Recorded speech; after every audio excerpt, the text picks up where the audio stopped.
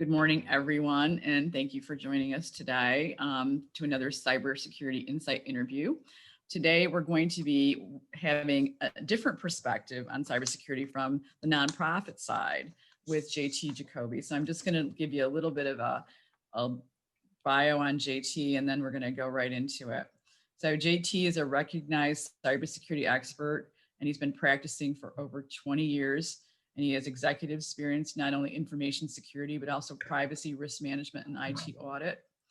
He's currently the CISO for International Rescue Committee.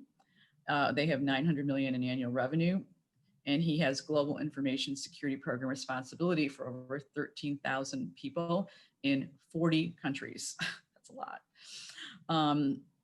At IRC, also oversees the data protection for millions of beneficiaries who are part of the world's most at-risk population.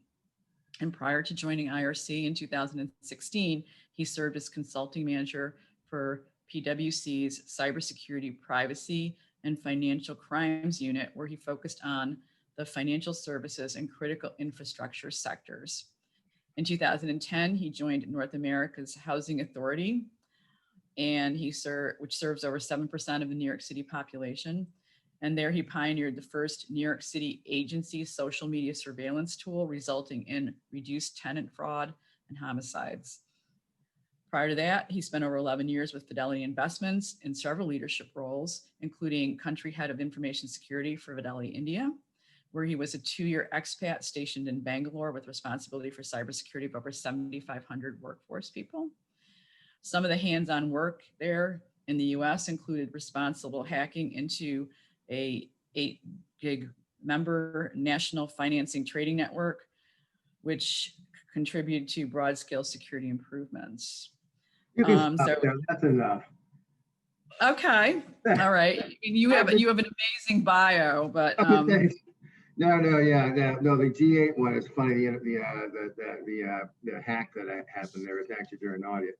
But thanks everyone. I think that people sort of look at the charity space in an NGO and see sort of why would you have an information security function. And just some background on International Rescue Committee. Actually, we were founded in 1933 at the request of Albert Einstein in response to the refugee crisis in Europe. And as Ariel mentioned, we currently work in about I think it's 40 something. It's probably closer to 50 countries and 26 cities in the U.S. where we are the largest, I would say, refugee resettlement agency. Of course, the numbers are very low now. Trump has reduced those significantly. Our main emphasis is on health, education, economic well-being, power and safety. And power, we talk about empowerment, from a gender perspective, diversity perspective. First started with Soviet oppression and Cuban refugee resettlement, moved into South America, Uruguay, Guatemala, Paraguay. Today, we're the largest medical services provider in Northwest Syria. And I really do get the benefit of actually not now, out in the field. The last field visit I had was in February, where I got back to the office and people were like, you got to go. It was amazing. I was in Malaysia and Bangkok, but I can tell you being out in Jordan, working with the Syrians, or being in Nairobi and working with the Somali people, it is amazing sort of experience to see, what is being done out there on the field from an IRC perspective and with all of our partners, of course. But really, there is a different world out there, and I'm always shocked and saddened when I go to see what's happening to so many people. We've reached over, last year, just 1.6 million people on awareness about human rights protection and gender-based violence. We provided 1.7 million people with clean water infrastructure and hygiene information to 2.6 million people. So the list goes on. So that's actually what we do. So we're fairly sizable, and I would say we're the largest NGO that focuses just on this. There are other larger NGOs like World Visions and others that have other areas of services as well. And I think people would say, so again, so you're working with the most needy people in the world. Why such expense and focus on data protection? And we'd say the exact opposite. We'd say that's exactly why we have to go ahead and protect these people, because these are the most vulnerable populations in the world. We have observed, from a cyber perspective, from a mobile perspective, seeing who's working where, what populations are where, so governments can target them.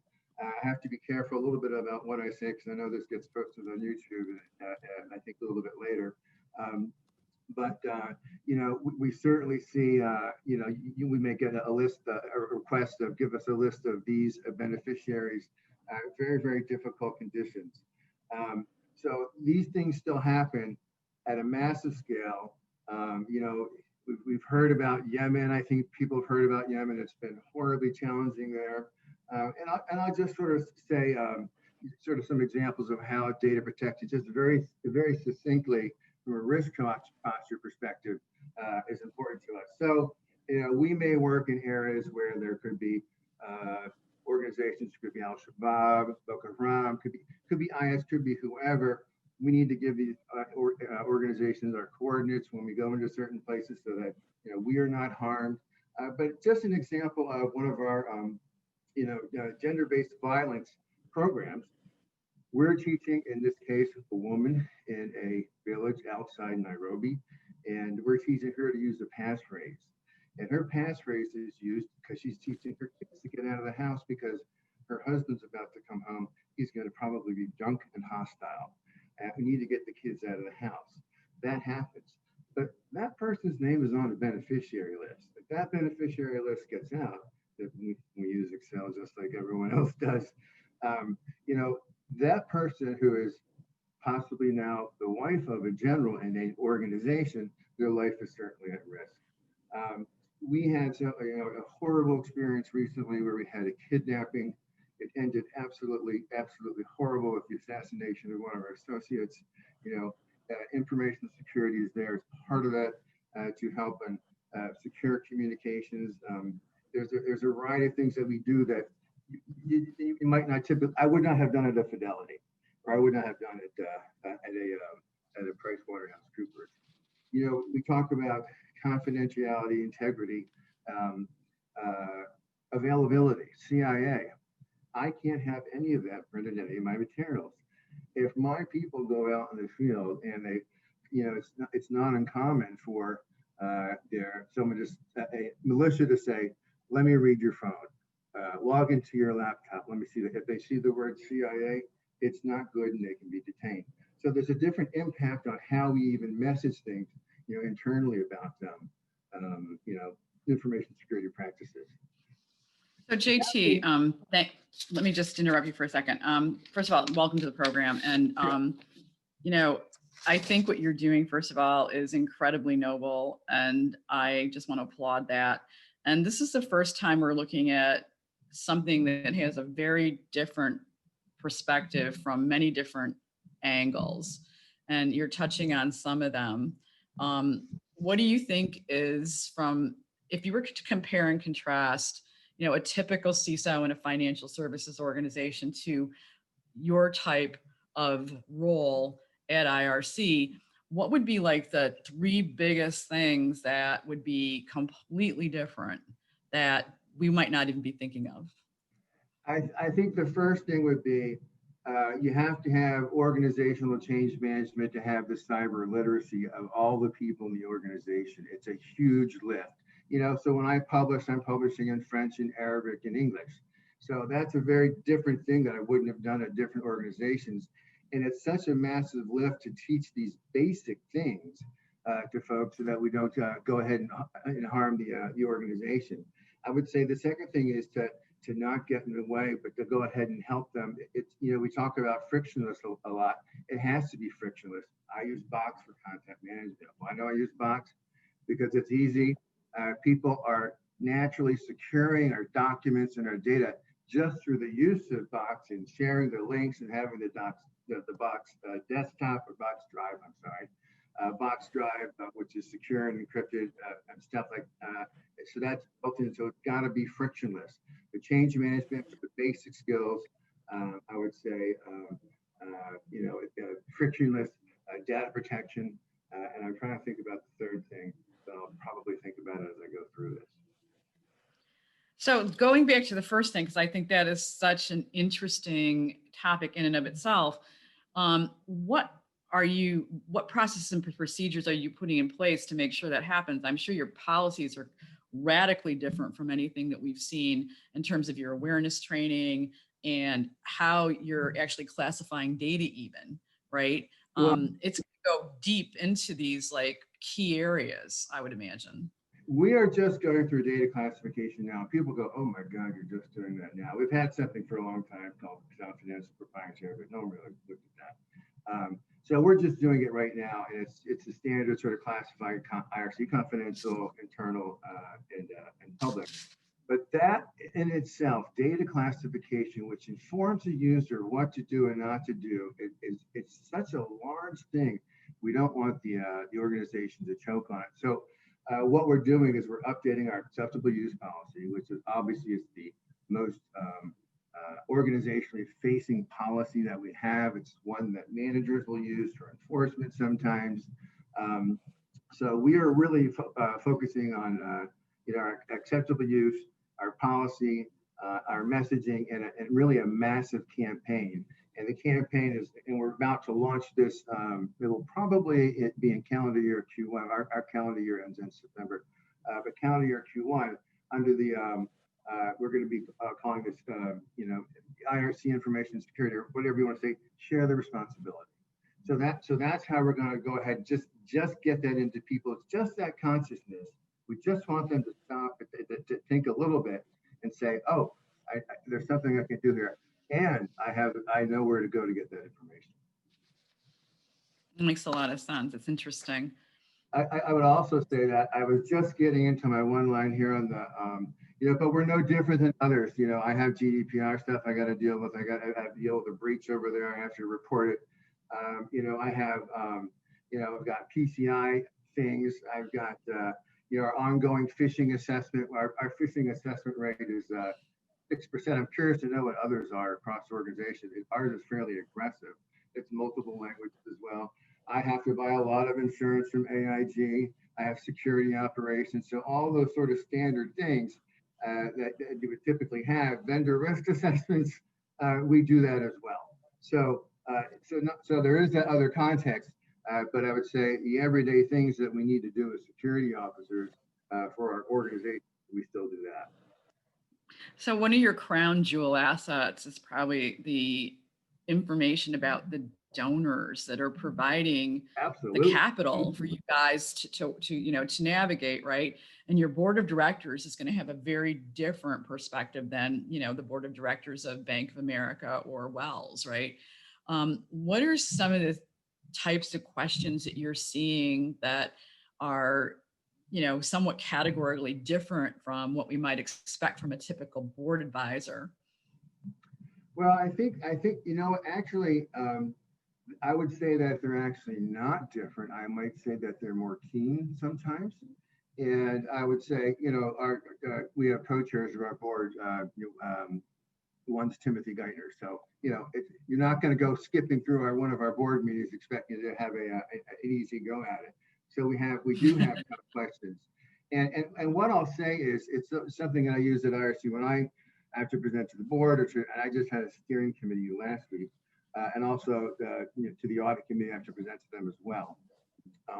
I would sort of quote a question that I received, and I'm not saying where I received it, but there was a new board member, very, very senior, as many of them are, from a whole different industry, and he says, I know nothing about cyber, and I know it's important. So, and we know, publicly traded, we're always filing our 10Ks rather. It's different in the nonprofit area. So he says, I don't know the questions. You tell me, what are the questions that I should be asking? So I think that it always comes back to, the question, when I get the question, do you believe that you have the sufficient information to understand our risk, and sort of why do you think so? And then are we managing our risk appropriately, and what does that look like? That's very, very basic, but it goes right for the jugular. And it's got to be, presented back to the board members in a way that they can understand and digest it. The first time when I hear people start talking about vulnerabilities and all that, that's, they're going to lose them. But particularly exactly. Yeah, this is one of the key aspects that we're dealing with our core. Well, they shouldn't be at pace is so that they understand the difference into a boardroom with a list of 300 vulnerabilities and cyber jargon terms. The board is mystified, and none of them will admit that they don't understand it, because then they're looking, in the eyes of their peers, perhaps, that they're not prepared. And right. That's a big deal. So we need to get them to get on the same page. Right. Is there a way I wonder if can I share something? Yeah. I'd have to make. Yeah, that's okay. Don't worry about it. Don't worry about it. All right, go ahead. Oh, no, I was just going to say that I think that there's a very different set of what is important to a board of an NGO than there is to a board of a financial services company, because the board is looking at not cost benefit analysis, not at they're definitely looking at risk, which is absolutely true, but they're looking at this from the perspective of human lives, right? It's like, and this is, again, so we go to safety critical systems. If data is leaked from a very classified set of information, this can lead to executions, kidnappings, all kinds of, really awful things. And so from your perspective, it's like, you're going to walk in and have to be able to explain, different aspects of what it is you need to do in this situation, Example could be, because I want to leave it a little philosophical, but perhaps it's not, is, what we might know that the government is monitoring all of our communications, in certain operating areas. So that might have a different requirement for how we deploy encryption and use it in a way where it's used in a fashion to not raise eyebrows, I guess. But there are, there are certain different ways that we have to go ahead and deploy different technologies. Mm-hmm. It makes a lot of sense. What about in terms of, where your data is located and stored? We're seeing a lot of emphasis, especially here in the Middle East, on, data cannot be stored, certain data cannot be stored outside of the country. It's too sensitive, and there's too much location risk that someone could either physically break into a data center or either laterally move into a data center quickly because they don't have the same security hygiene practices as they do in the US, the UK, Sweden, and other more cyber mature countries. Are you seeing that as well? Well, in most cases, what we do is we'll use the typical sort of generally accepted corporate approaches. I'm not storing in China or Singapore or in certain different areas. My zones with Azure, my operating areas with bots or with Workday or whatever. We're storing in GDPR compliant areas, and we're assessing our vendors through the annual risk assessment, give me the SOC 2 reports to make sure that that data is being stored and managed in a way that it's protected and suitable for our donors, and also suitable for government agencies. Of course, governments do what they want to do. And I can tell you, like in Jordan right now, they want everyone using the Amman Jordan COVID app. Some people are anxious about doing that, but that's something that we can't control. Yeah, the contract tracing apps Israel has it. Yeah. There's a lot more rigor right now around, like right now, in order to even get into the country, you have to fill out a form that allows you to be tracked for 14 days, basically. Which, in some respects makes sense. In other respects, feels like a privacy violation. But, in times of chaos and insanity, I think we have to opt for the safest. Right. Well, you'd say there might be some areas where you're comfortable with that, and other areas you may not be.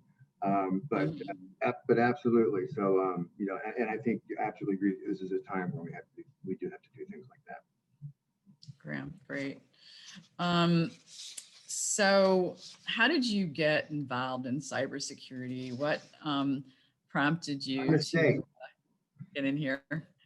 I happened to be putting in phone systems. This is, you know, a long time ago, maybe before some people were born. I don't know in this call, but, you know, and basically it was at a law firm. It went very well. And it really was related to insurance, if you can imagine, in the late 90s. And it was about toll fraud insurance because it had become a $5 billion problem in the US, which got the attention of the Secret Service. And so someone was putting together an insurance product for toll fraud from an insurance organization who might have been mentioned earlier. And they said, well, before we issue the policy, we need to have the doctor's checkup. So then came the audit. So I would do this audit of these very large, really central office type systems, you know, which are really like mainframes, you know, significant. That pushed me into my first data center audit at American Express. And then it went on to working with Schwab at Fidelity, and then I ended up working at Fidelity, and it really took off from there. So it really started as sort of happenstance. You know, we ended up developing software for that. I designed the software, and here I am. It was not through any sort of plot of my design at all. Interesting. So, you know, one of the things I'm hearing a lot about is this whole idea of frictionless zero trust today, right? Everyone is concerned about what's happening with COVID-19, and that is sort of up to the conversation. What are you hearing about this? What's your thoughts on that?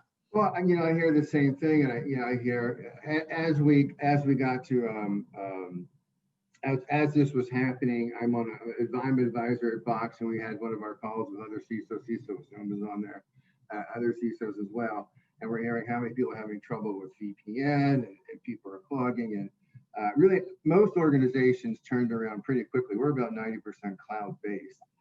But the question is, now there's this distributed computing, and it's everywhere. And it's in households, it's in places that we can't even imagine. And so the question is, where is this access happening? Who's doing it? And the whole zero trust thing really is, this is no different than we've been trying to do for years anyways, whether it's data, whether it's transport, whether it's authentication, you know, it's the same thing. We just have to do that even more and focus on it. And we have to have the data. Sometimes, and this is, you know, one of my predictions is that, you know, investment's going to go actually and continue to rise in information security because of the crisis. But I think that we have to know, you know, what is our environmental profile? How many devices are out there? Who's accessing what? We need to have this data to provide the narrative to management to say, in an easy to understand fashion, this is what we're worried about over here. And then management says, let's go ahead and start moving to resolve that. But you have to have the data. Again, the devices, the laptops, the people, the operating areas, and it's vital. And it's vital for a lot of reasons, because I could tell early on, you know, well, the first few weeks of, you know, we're deployed remote. And so really the smallest part of IRC really is the US. I mean, certainly New York, but although we do of course, the resettlement here. But I could see, I'm watching, you know, at my systems, and I'm seeing all the file retrieval, et cetera, you know, really going up over the weekends, you know, and seeing a lot of people, you know, working on the weekends, which to me is a red flag to us from a human resources perspective. You know, we're concerned our people are going to burn out. We don't want that. And in fact, we have made a massive investment. It's sort of unusual in COVID-19. This just came out actually just a few days ago. It's an additional, you know, we're into our new calendar year, additional 15 days paid, you know, for COVID-related sort of things. Work week could be any day of the week, Monday through Sunday. Don't force people to be on video if they don't want to. Just a million different things of, you know, how we're trying to operate in this COVID environment.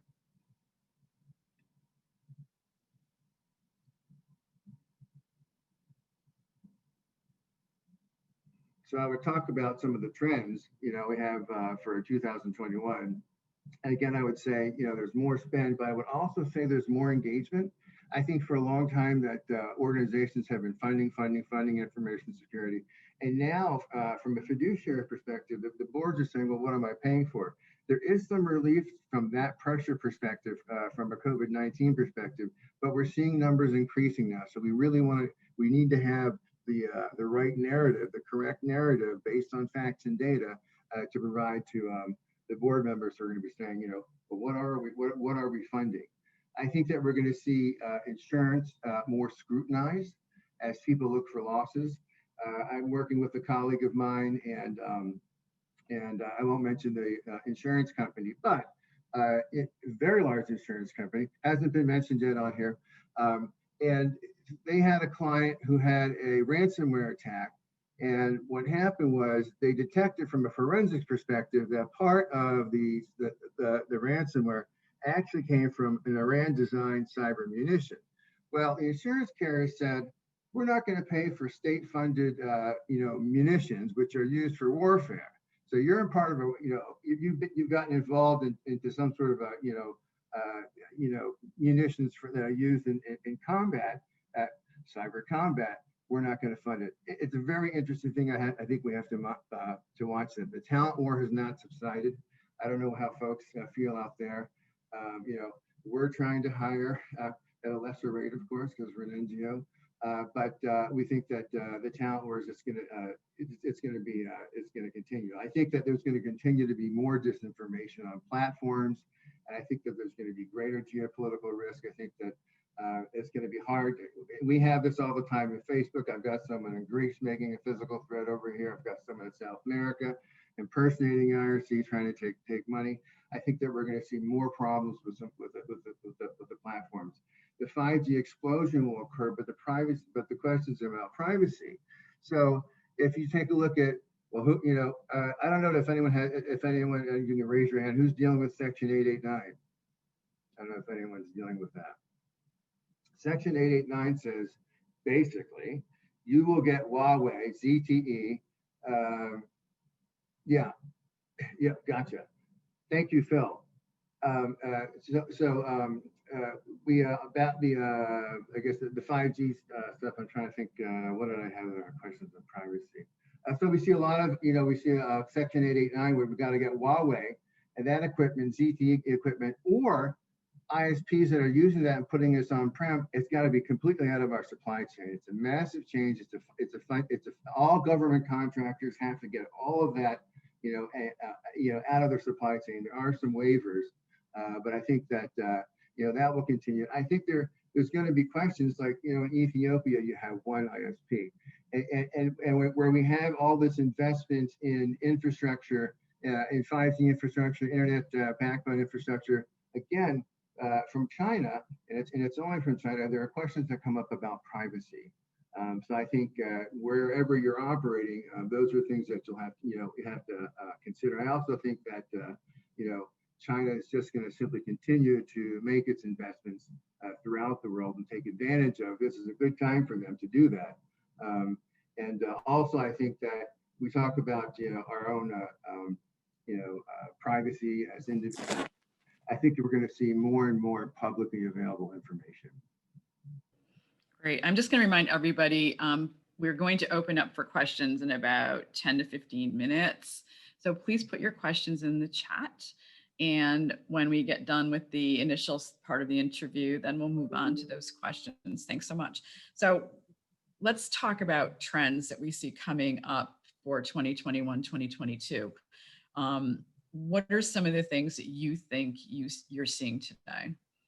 We were just talking about some of that in the talent wars not subsiding, more disinformation over platforms, the explosion of 5G, privacy in China continuing. We're trying to think about additional things, including about more spend and engagement by our board members. We just hit that area, Ariel, when you were just off for a second. So yeah, I got disconnected, unfortunately. Okay. Sorry about that, everybody. Okay. So one of the things maybe to focus in on, and let's talk about the talent war for a minute, because that directly impacts everyone on this call. We've all joined this advisory board because we want to create a community of cyber resiliency, and we want to get either people into cybersecurity and pivot them from IT, or we also want to raise the bar of the skills of people, and we also want to take people that are in a business position now and bring them more into a cyber related risk management position, a cyber related privacy position, and to get our executives to understand cybersecurity better. So this talent shortage is, I think, one of the key problems that we face. And I know that we're all looking at someday having AI as being a part of this, but what are some of the things that you see that we can do today to be able to help mitigate the talent shortage, like joining the advisory board, for example, or whatever? No, no, absolutely. I think that there's a couple of things. I can tell you one thing for us that we just realized that we're not going to get security officers in the New York City market at a rate that we really can afford, because they're a couple hundred out. They're costly, and so what we're doing is we're doing the hire and train. But there's a couple different ways that we do that. We could bring someone on with skills in technology and train them in certain information security domains, or we've been doing more of the internships. Is, can we get an internship done with someone who can come in and we can say, they can talk, they can communicate, they understand the vision of sort of, I got to get a project done, a life cycle, what does that look like? We're doing more of that. And right now, actually, everyone on my team, I think I've got, there are the intense certifications that folks are going for. I've got 2 CISSPs, I got 2 CIPMs. There's those. And I think that, but I think that overall, well, this is actually answering sort of a different question that kind of ties into it. This is why I think this program is so important, because the literacy that we all need in cyber is it's approaching a baseline that people, it's just not there. If we look at the curriculum, the things that we can offer here at PACE, we provide those things. And I have always believed, and this comes back from a philosophy way back at Fidelity. We had a predictive threat model we used to share, and it was proprietary. People say, why are you doing that? Well, we said, if one of us is better off, then all of us are better off. So I think that those investments in training is absolutely key. You're going to have to get the right people fit. Okay, that's the first thing. And they've got to have that aptitude and that foundation for these other things. And then you've got to bring in that specialized training to help them move along. So they go, got it. And they're going to have to be there because they want that role. They're going to have some passion, because let's admit it. I mean, some of this stuff is, we could talk about things that people might go, well, that's not very exciting, but for us, it might have to be, because, we have to make those pursuits. So I definitely think that the training is the key part now. We're not going to get some stock expert, it's hard. Yeah, this is very interesting what you just said, because it's aligning to our roadmap. So for everyone on the call, this is important. We are now going to align to another platform that is going to connect us directly to internships. So all of our students are going to have the opportunity to get connected directly to JP Morgan Chase. We're talking, the companies that have the ability to onboard, numerous interns. That's number one. And number two, ISACA is going to standardize on our content. So if you're looking to get certified, ISACA, the New York chapter, and then it's going to spread out. So we're going to be doing badging with them and CPEs. And so this is a great thing too for all of our continuing education folks who, want to keep up their certifications. You have to get 120 CPEs every 3 years. That's quite a bit. If you take something from us, this is going to be one way for you to get those CPEs. So I can't agree with you more. I think that we need standardization, but we need to understand where the gaps are, which is exactly what you had just mentioned, that there's not enough cyber literacy. We don't understand the difference between a vulnerability and a risk half the time, because we have vendors that say, oh, this is risk. And it's weakness in a system, my friend. It's not risk. And everything's a GRC product.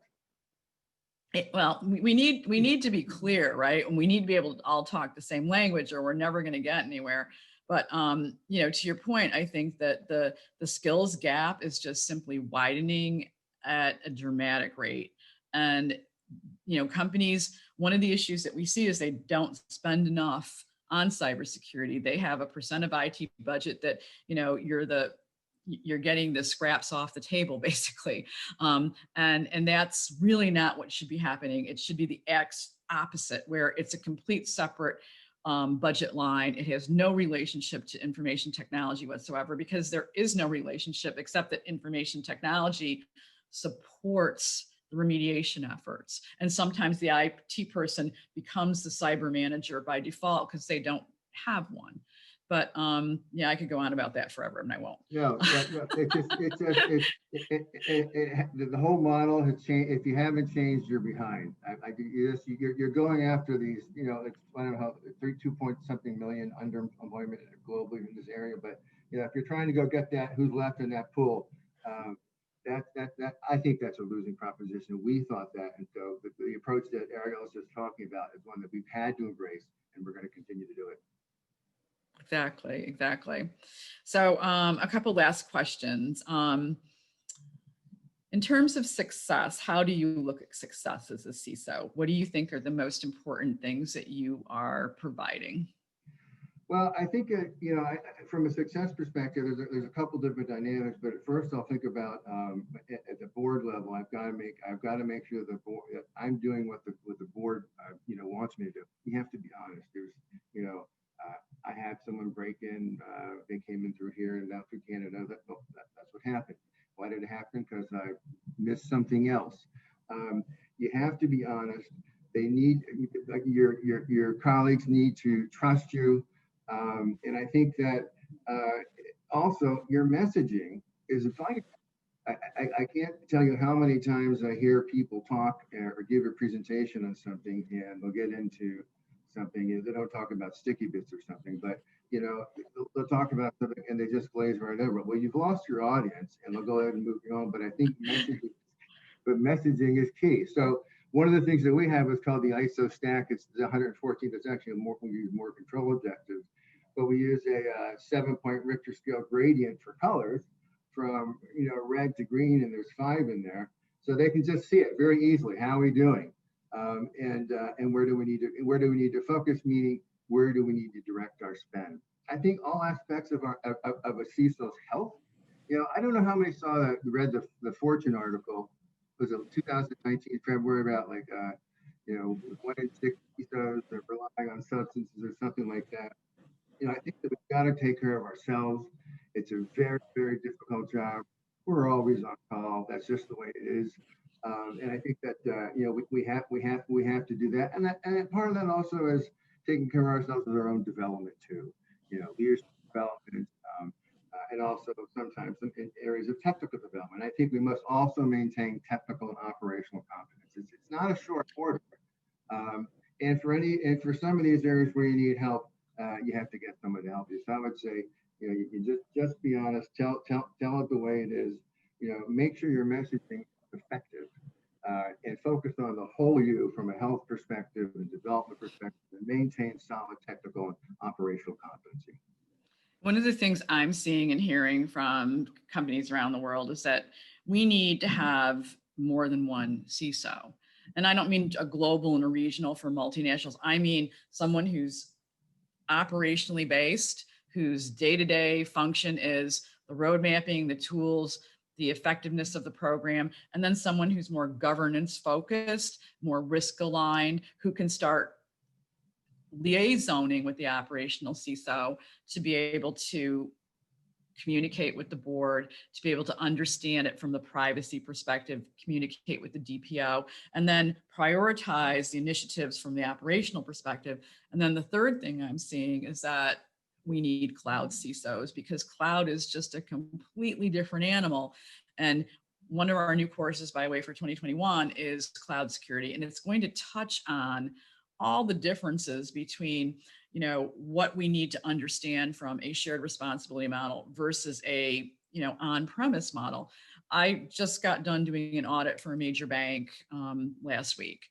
I can't tell you how unfortunate it was to see that they didn't understand the difference between the cloud controls and the on-premise controls, and how they just gave SOC 2 reports saying, well, this is the program. And I was like, That's an guys, immediate fail from me. You know, oh, we it was use an immediate AWS. fail. It was an Yeah, immediate fail. It's like, yeah, guys, you can't do that. It's like, first of all, it's like you have your own on-premise security program, which is vital for this company to know as a third, as you as a third party. And then secondly, it is the data center piece, yes, but that's not the only piece of it. And the SOC 2 report is just, honestly, in my opinion, not very it's not enough information. It's simply right. not hitting all, it's not hitting all the key points. No. Yeah, I So would it's, say we can use cloud CISOs. I don't want to admit it because I may need one, but yes, that's such a, you know, we're 90% cloud.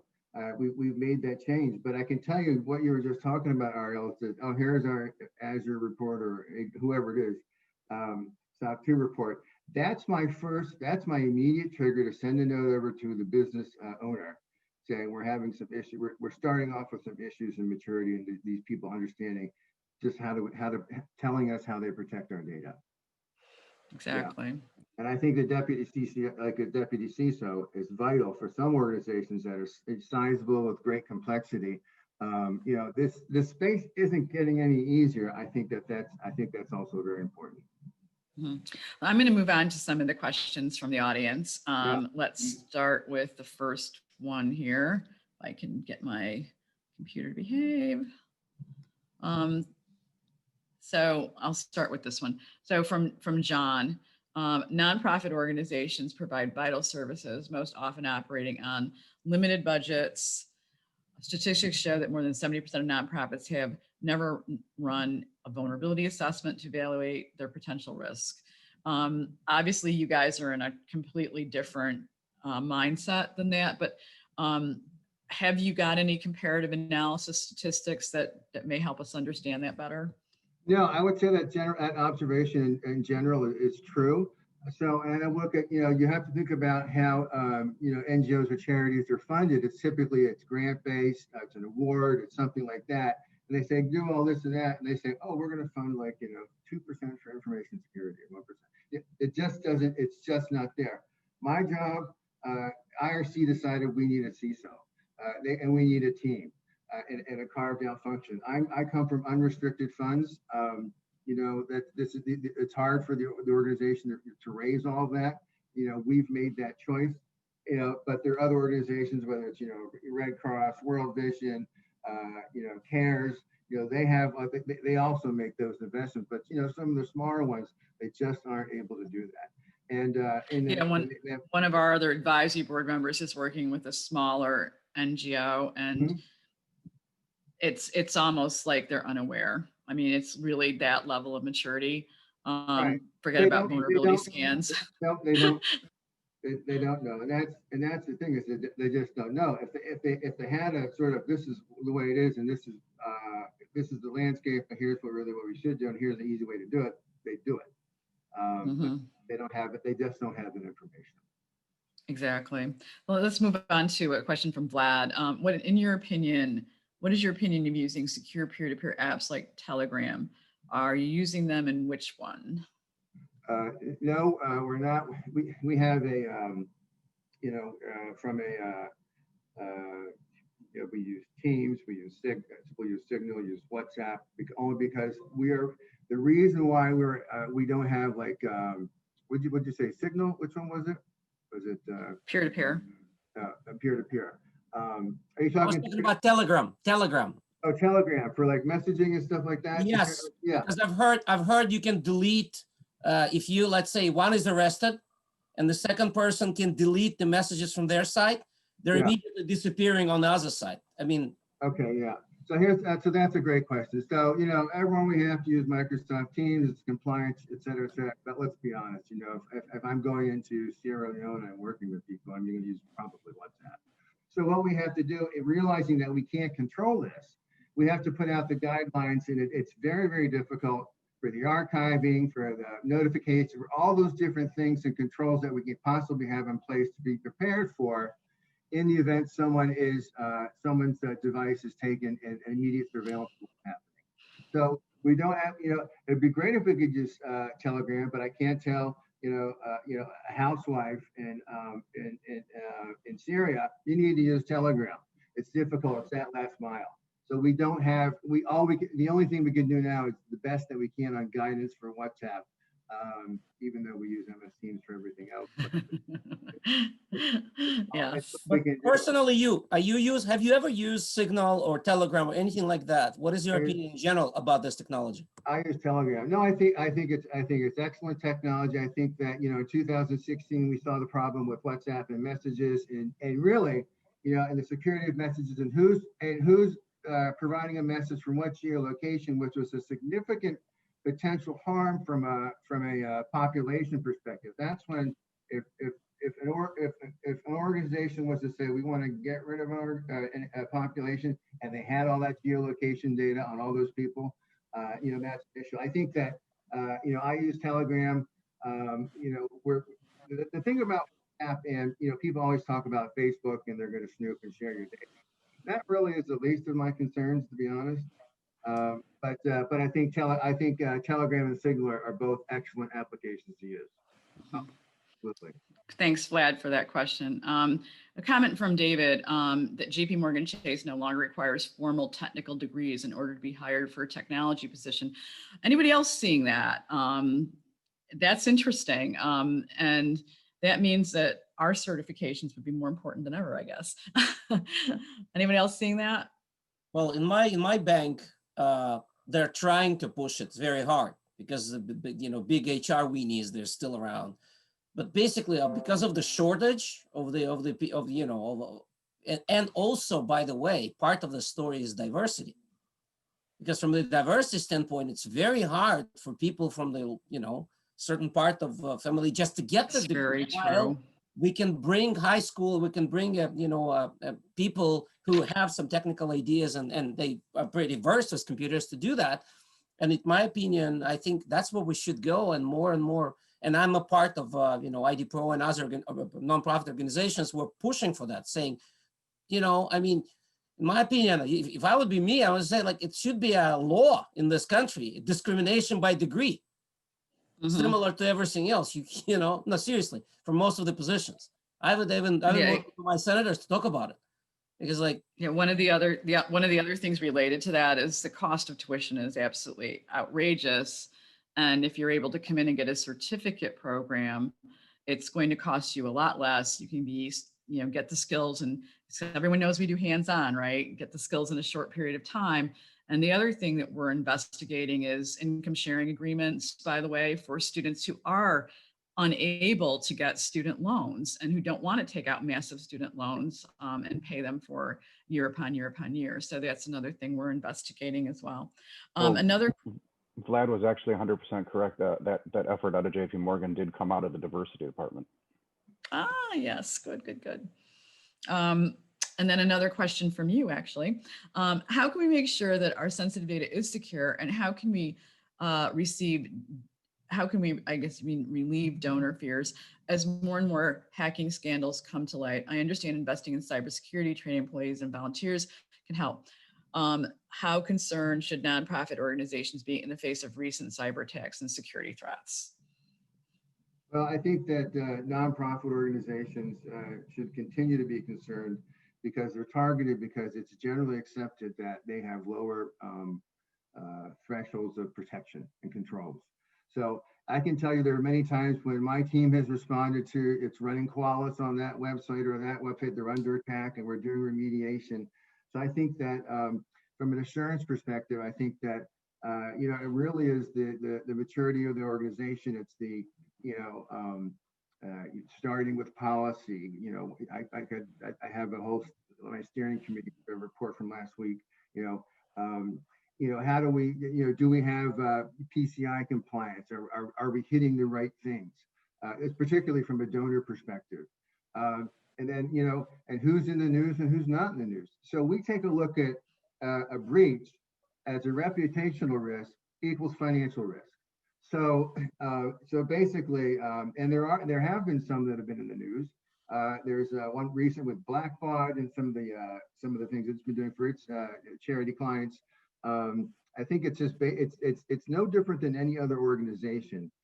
You have to be able to provide some assurance, some reasonable assurance that you have degrees controls in place. Exactly. Something from Jason. What are others seeing in diversity? I've seen concerns if there is not a diverse staff hired, and we pay a great deal of attention to mention diversity in our job descriptions. Well, I can tell you right now, DEI is such a massive thing for us. And I can tell you when Black Lives Mattered, particularly in New York, it hit us like it stung our organization in ways that I think would unpredictable, is sort of unexpected. And so we have a massive focus in that area. I think it's going to take, there's going to be a lag. I don't think you can go from, not where you want to be from a diversity perspective to where you want to be overnight, but you've got to have those processes in place and programs in place, and you've got to have the organizational cultural awareness that this is a priority and this is what we're doing. We don't whitelist, we don't blacklist. There's no masters. I mean, those things that start coming out of the taxonomy. I think those are all key portions of it. I don't think it's going to happen overnight for sure. It's going to take a while. Exactly. One of the things I know JP Morgan Chase Israel is doing is they have a diversity program focused on Palestinians and bringing Palestinians in, and particularly on bringing Arab women in. So there's a whole initiative around that, which is really, actually, my husband did it, so I know, very compelling, and needs a shout out there. So shout out to my husband. Mel says Google. Shout out to JP Morgan Chase, because they help us a lot too, I have to tell you. They're amazing, right? From Mel, Google and others are now offering their own certifications, NPO programs like Tech Impact and Tech Elevator provide reskilling, upskilling. The future of education certificates is definitely changing, and I'm seeing the certification path going forward. So I just took a look at that link that Mel had sent out, and that looks like what they have is more IT focused, data analyst, project management, UX design, IT support, things like that. So that's actually good, because what we can do with those people who are in those IT certificate programs is pivot them into the cyber programs, right? So this is a good connection for us to make with the other certification programs, which we're already doing across the world as well. We have one in Israel that we've connected with already. We have another one who is doing diversity training that is in the US, but is going across the world. And then we have a third one, which is a consortium that it wants to standardize on cybersecurity education. And we've been picked as the platform that they're going to use and the content that they're going to use. So these are all really important things. Thanks for sharing that, Mel. That's terrific. Let me see what we have here. So I can't see this question. Just real quick on the DEI thing. So something I mentioned earlier, our investments we're making is we're telling managers, you got to be flexible, not just from a COVID-19 perspective, but from an inclusion perspective, from a diversity, when they work during the week. All of that is on the table now. And then one more question from Francois, wants to know, specific to security issues to work from home, main issues and solutions that you're seeing. Well, I think that, if you really want to get to what we're doing right now is working on really unified endpoint management using a Microsoft solution and getting the different software agents out there to, whether it's a mobile phone, tablet, or a laptop, doing some sort of inspection. That's hard to do for us, because I have so many domains as well, and different on-prem domain controllers. I got 220 offices around the world, and they're not all they often have their own domains. So very, very tricky, but that's the thing that we're trying to do. We're trying to get that, and that's part of the zero trust, equation is to get that piece out there. We're using Microsoft for that. Mhm. We're also pushing in the training orchestration and trying to orchestrate across different technology stacks to look at it across only from the risk perspective. So one thing that is also happening right now is we're partnering with FireEye, and FireEye is really big on understanding vulnerabilities from the perspective of likelihood. And is the vulnerability in the wild, and is it active, or is it, just something that you don't really have a high likelihood of having an issue? Can you leave us with some final thoughts in this last 1 to 2 minutes for everyone that you'd like them to take away from this today? I would say that I think, and it's a comforting thought, and it's also something that's a challenge, is that we're really, we are all trying to do something and contribute to something that's bigger than ourselves. Whether it's protecting data, protecting the business, navigating this cyber hazard over here, helping this manager over here get their arms around something, is that we're really, it's a noble profession. And it's something that like any noble profession, we have to continually invest in ourselves and our organizations as well. And I would say that I think it's kudos to everyone on the call here today, and for all of us trying to do what we do and doing what we do. I think that's amazing. I think it's, we need to sit back every now and then and give ourselves a little pat on the back. I agree. Thank you, JT. So everyone, thank you for being on our call today. And JT, thank you for being on the program. Sure. It was a pleasure to interview you. Everyone, remember that this will be available, recorded, to share with your peers, your colleagues, and your organizations, unlimited, for free. So please remember that. And we'll see you next time on the next Cybersecurity Insight interview. Thanks, everybody. Have a great day. Thanks, everyone.